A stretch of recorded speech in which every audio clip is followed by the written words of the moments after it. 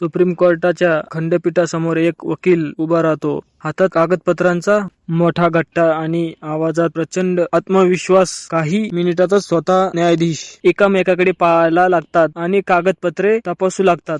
हा सीन कोणताही चित्रपटातला नाही, तर शिवसेना पक्ष आणि धनुष्यबाण चिन्हांच्या ऐतिहासिक सुनावणीतला आहे. आणि हे कपिल आहेत, ज्येष्ठ कायदेतज्ञ कपिल सिब्बल. नमस्कार, मी आपल्या सर्वांचा मित्र आणि आपण पाहत आहात मराठी मंडळ. प्रश्न तुमचा, आवाज आमचा. आज कपिल सिब्बल उद्धव ठाकरे यांच्या बाजूने मतदान उतरले आहे. राजकीय गणिते जुळवणे सोपे असते, पण कायद्याच्या मतदानात 5 दशकांचा अनुभव असलेला सिब्बल यांचा युक्तिवादासमोर काय घडले? निवडणूक आयोगाच्या भूमिकेवर थेट आक्षेप. सिब्बल यांनी निवडणूक आयोगाच्या अधिकाऱ्यावरच प्रश्नचिन्ह उपस्थित केले. वरिष्ठ 15 मधील ज्या वादांचा हवाला निवडणूक आयोगाने दिला, तो डाव मूळ पक्षात नव्हताच. हा निर्णय आयोगाचा कार्यक्षेत्राबाहेरील होता, असा थेट युक्तिवाद त्यांनी मांडला.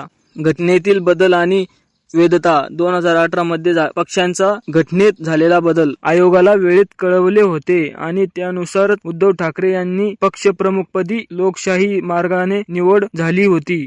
जर हे चुकीचे होते तर आयोगाने इतकी वर्ष गप्प का झाले, असा रोखठोक सवाल त्यांनी विचारला. पक्ष संघटना विरुद्ध विधिमंडळ पक्षापेक्षा मूळ पक्ष संघटना व राष्ट्रीय कार्यकारिणी हीच सर्वोच्च असते, हे त्यांनी कोर्टाच्या निदर्शनास आणून दिले. या नियोजनाची मुद्द्यावर सुप्रीम कोर्टाच्या खंडपीठानेही योग्य टिप्पणी करत कागदपत्रांची दखल घेतली. कपिल सिब्बल यांनी यापूर्वी 2G घोटाळा, कलम 370 अशा अनेक मोठ्या खटल्यांमध्ये महत्वाची भूमिका बजावली आहे.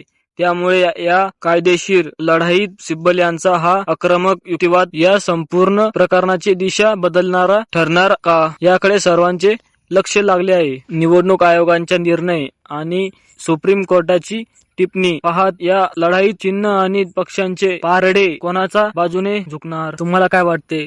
कमेंट करून नक्की सांगा. हा व्हिडिओ जास्तीत जास्त शेअर करा आणि अशाच सविस्तर विश्लेषणासाठी मराठी मंडळाला सबस्क्राईब करायला विसरू नका. धन्यवाद.